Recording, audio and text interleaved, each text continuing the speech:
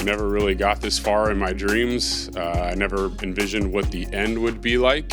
And today I officially get to retire as a Minnesota Viking, closing the chapter on a journey that has meant everything to me. I said this makes me feel old already. Just me and Steve. It's like I feel 43, not 33 now, so it's really cool. The first touchdown in US Bank Stadium, Chargers preseason game from Teddy Bridgewater. What's up, brother? Congrats, man. Thank you. Yeah. Great career, dude. Thank you. What, 12 years? 10 years. It's a Yeah. special place. Yeah. Hope it treats all you guys as well as it treated me. Yeah. I look back with gratitude for the lessons the game of football has taught me. Football has shaped me into the man, the husband, the father, and member of this community that I am today. My journey as a player may be ending, but my connection to this game, the organization, and most certainly this community is everlasting. Thank you, Minnesota. It's been an incredible ride.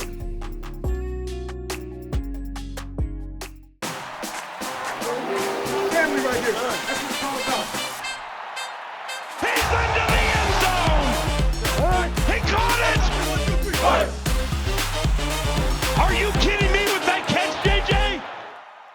Welcome to the Week 4 edition of Vikings Weekly. My name is Gabe. Her name is Tatum. And Tatum, we are inside the TCO studios, hopefully trying to prepare fans for the first win of the season, this time against the Carolina Panthers. Yeah, this would be amazing. And look, I'm not a mathematician or anything, but we still have a lot of football left to play. More than 80% of our games are still left out there. Yeah. They could all be wins. Let's hope so, right? Coming up in the show, we'll preview the upcoming Carolina game with ESPN expert Jordan Reed and Vikings head coach Kevin O'Connell. Plus, we'll highlight the team's most recent community efforts, and one of the best halftime traditions was on display this past weekend, the annual Mascot game. Well, speaking of tradition, usually if an NFL player has a long career at one organization, and when they retire, usually that organization honors their jersey by giving them a one-day retirement, cementing their legacy as one of the best in franchise history. This past weekend, that's what happened for Kyle Rudolph. I know, it was so great to see him earlier in the show. You saw him at TCO, and we also got to see him at Sunday's game. His family stuck around as more than 60,000 Vikings fans celebrated Rudy's retirement. He also got to surprise a special guest, one of his friends from his community efforts, with a once-in-a-lifetime opportunity. You know, I'm filled with a mixture of emotions as I stand up here today because I never really got this far in my dreams. I never envisioned what the end would be like. And today I officially get to retire as a Minnesota Viking, closing the chapter on a journey that has meant everything to me.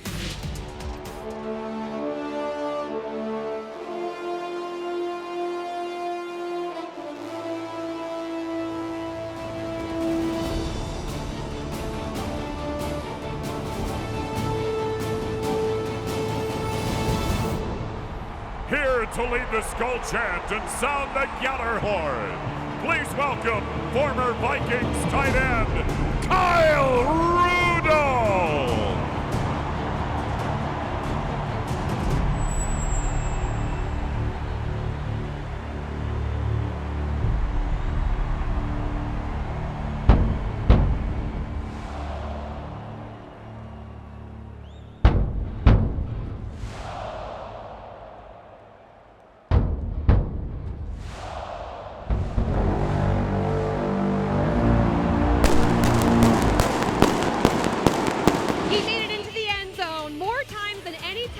In Vikings history, it's Kyle Rudolph.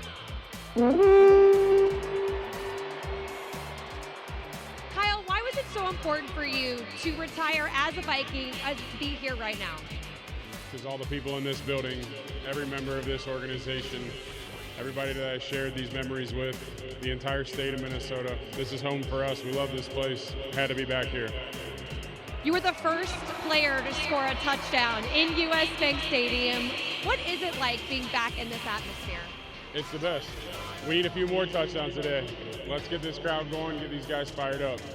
Your legacy here expands more than just on the field. You're such a pillar of the community with your work, 3-time Man of the Year.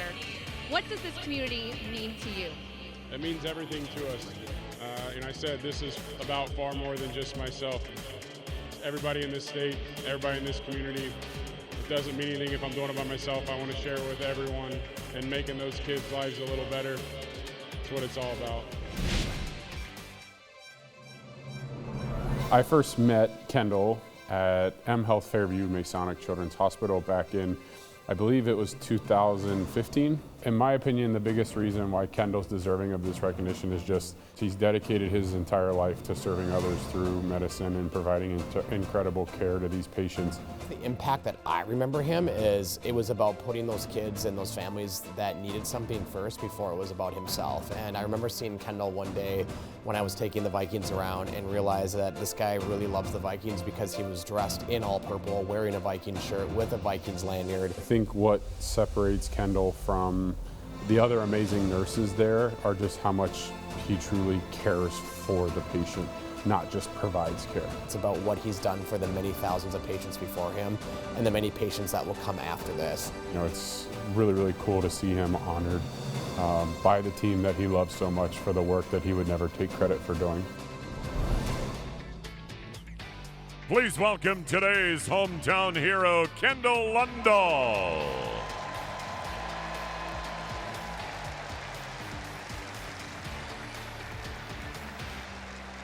And Kendall, before you go, we have one more surprise for you. You're going to Super Bowl 58 in Las Vegas.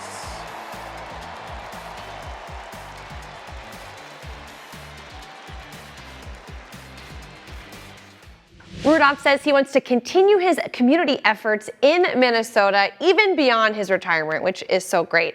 But Gabe, that wasn't the only exciting thing that happened at Sunday's game. Yeah, speaking of exciting, the annual Mascot game at halftime took everyone by storm. And before we show you guys this clip, I just want to give a full disclaimer. There were no kids harmed in the making of this video.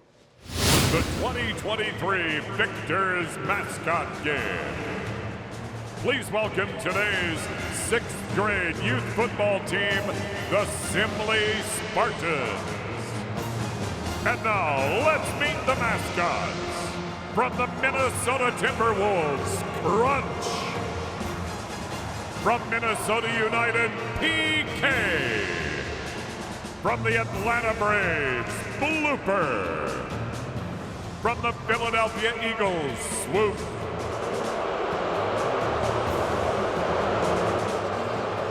From the Chicago Bears, Staley.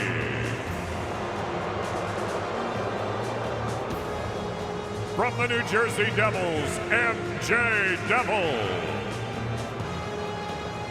From the Chicago Bulls, Benny. From the Indianapolis Colts, Blue.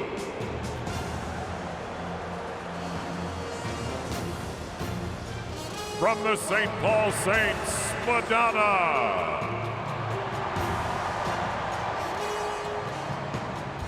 From the University of Minnesota, Goldie.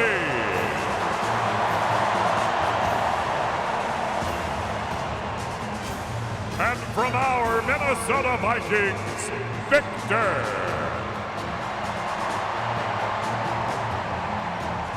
There are 5 minutes now on the game clock. It's time to play football.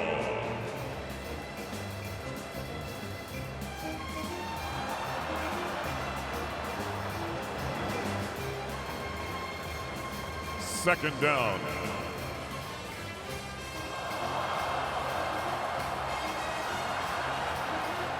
Fumble is recovered by Benny. Mascots football, first down at the 15.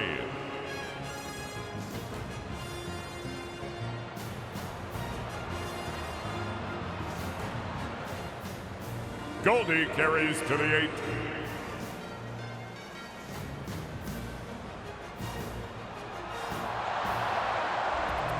Touchdown, Mascots.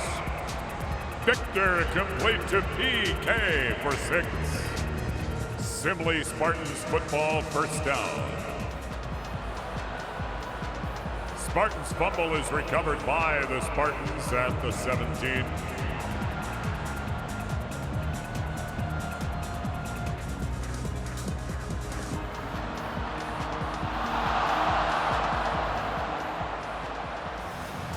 Intercepted by Benny. Minute 30 remaining in the game. Mascot's ball, first down.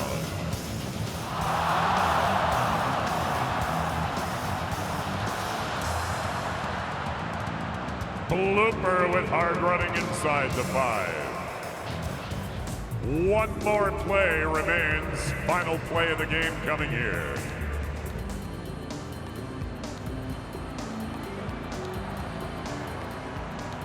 Touchdown, Victor. Final score of today's game, Victor's Mascots 12, Simile Spartans 0.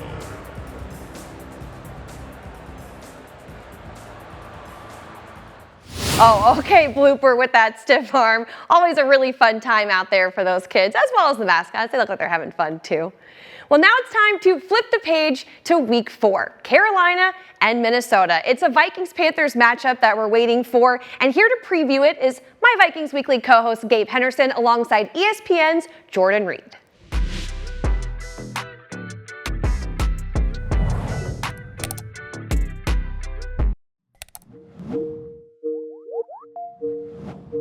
Week 4 is upon us, and the Vikings are looking forward to getting their first win of the season on the road in Carolina against the Panthers in Jordan Reed's home state, as well as mine. And Jordan, of course, it's a homecoming for both of us. You grew up a Vikings fan. I'm from North Carolina, but it's also a homecoming for Adam Thielen. It's his first time playing his former team since he got traded this offseason. So going into this game, what are some storylines that you're following that could possibly determine the outcome for this upcoming Sunday?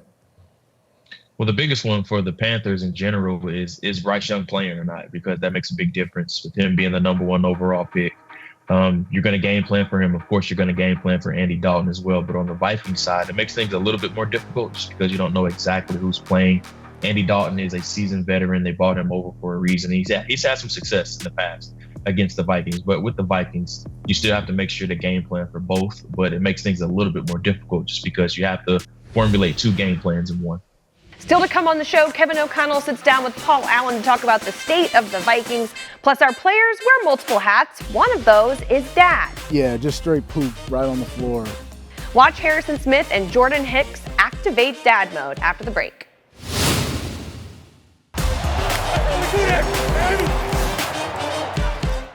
Welcome back into Vikings Weekly. I'm Tatum, this is Gabe, and the Vikings are preparing for a Sunday showdown against the Panthers in Carolina, a place where they're 3-3 all time. And in order for the Vikings to break that tiebreaker, ball security is the #1 goal. Kevin O'Connell addressed just that in this week's edition of X's and O's. X's and O's on the KFAN Minnesota Vikings radio network, and Vikings.com is in the air. I'm Paul Allen. Minnesota takes on Carolina in Charlotte this weekend at noon, 10 o'clock for the KFAN pregame, and 11 o'clock for network affiliates. And here comes Kevin O'Connell, head coach of the Minnesota Vikings, who's heading into his 22nd game as a head coach for the Minnesota Vikings. And I mean, what a world through the first 21. What a world. It's like last year. All we discussed in this spot was pushing all the right buttons, all the good fortune, the bounces and everything. And then now, strangely, it's like you push a button and the football version of Freddy Krueger comes out with like those football blades and everything on his fingers. I mean, what a weird season so far. Yeah, it's, it's been, as I told our team Monday, it's been, and we're in the midst of, as difficult of a football stretch as you can have, and how you continue to respond, how you continue to work in moments where, the frustration is not just felt outside of this building, it's felt in this building as well. But what do we do with it? What do we do about it? Are we going to allow it to, start to systematically dismantle some things that we've built here? No, we're going to, this group and our collective group of players and coaches, we are going to push forward, lean in even more.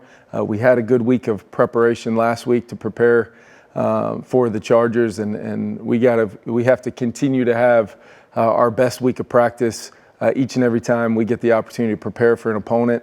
Regardless of what the results have been, PA, which are not acceptable. And this team, plans and has envisioned going places this year. We still feel like we've got the team to do that. It's just a matter of, can we go out and put 4 quarters together, make the plays that we need to make, have our best players be at their best, when we need them the most, and come away with our first win. And when we're able to do that, I do believe that the core makeup of this team is one that the results, when we start having them come our way, will be something that will confirm a lot of things about this team, and then we can become a really difficult opponent for everybody on our schedule. All 6 division games still to play. A lot for us to go chase down yet in this 2023 season. Okay, so with you, courtesy of the Minnesota Lottery, X's and O's with Kevin O'Connell, I mean, you probably don't want to hear this right now, but you're generally speaking, at least from what I know, a happy, positive, appreciative person, appreciative of not only your care for the team, but the fans. Yep. So therefore, through 3, is it tough for you to shake? As a leader, you got to shake it. Yep. Doesn't mean it's easy. Yeah, that's part of leadership. And truly, if you're not able to shake it and at least project from a standing out front location of your team, if you don't project those things in these moments, then it's not real leadership in the first place. And I know, our fans are the greatest fans in this league. I truly, truly believe that. And I also believe that they love their team and that they're confident in what we're doing. So when we start out the way we have with 3 results in some close losses, that no matter what caused them, no matter what ultimately has been the story of our season so far, the story is we're 0-3. And we feel that all the things that we were excited about going into that home opener against Tampa, or hitting the field last Sunday at US Bank Stadium, all those things are still within the fabric of our team.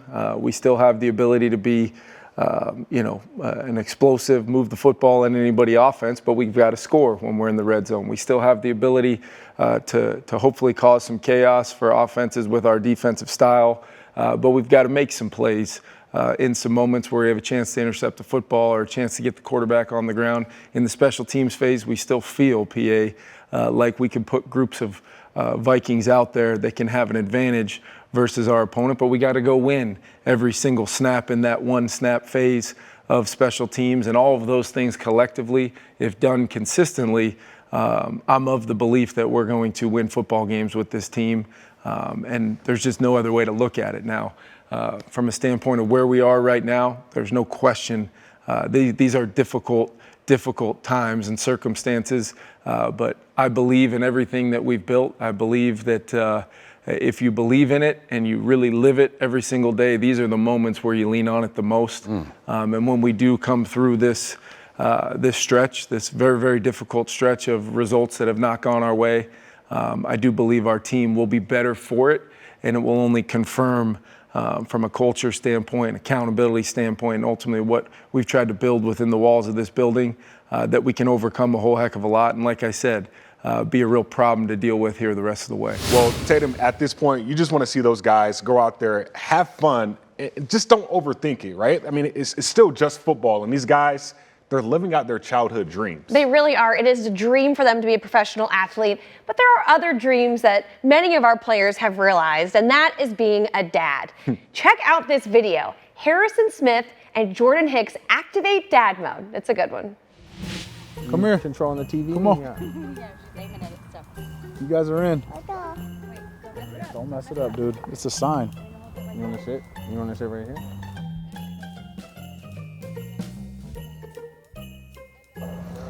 We're all looking at the camera right there. This is dad mode. With Jordan Hicks. and Harrison Smith. Sweet. Oh. Run, Nina, run. This looks interesting. Have you had to execute a dad save yet? It's like a superhero mask. I don't even know. It's like a Nothing daily, that's nothing so that's out of the standard- normal. So standard, you don't even think They about it. they fall you. It's just part of it. Yeah. Nothing that probably would have been serious injury. Dear Amen, happy birthday to you. We gotta start that one over. My goodness. Who's Everett? All right, let it. You just smile at the phone, okay? You can check out that full episode on Vikings.com, as well as the first 2 episodes of Dad Mode featuring players like CJ Ham, Andrew DePaula, and special teams coordinator Matt Daniels. Well, being a new dad in myself, there are so many times where I'm watching Dad Mode and I'm like, I feel that, or I empathize with that. But as we close today's show, I want to highlight the Vikings community efforts this week as they teamed up with the Timberwolves to teach kids on the importance of health and literacy. You guys are going to be fueled up here by a little bit with some healthy snacks that we have. And then we're also going to be able to go out here and pick out a book, which is super exciting.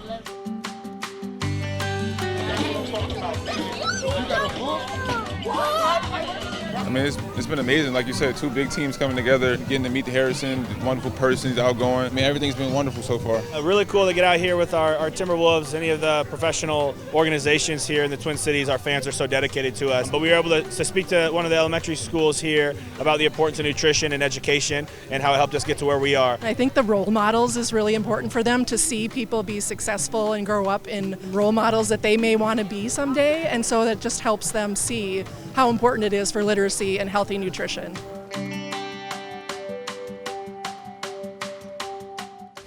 To learn more about the Vikings Table Food Truck, make sure you head on over to vikings.com/community. Tatum, it's game week. I know. Yes, we are just hours, days away from kickoff, right? Yeah. That kickoff is set for noon on Sunday in Carolina. But before that, be sure to tune in to Vikings Game Day Live at 10 o'clock for, Gabe and I might be on there. We might make an appearance from Carolina. Maybe not. But be sure to tune into that on Fox 9 as well. Thank you so much for watching this episode of Vikings Weekly. Gabe and I will see you guys next week.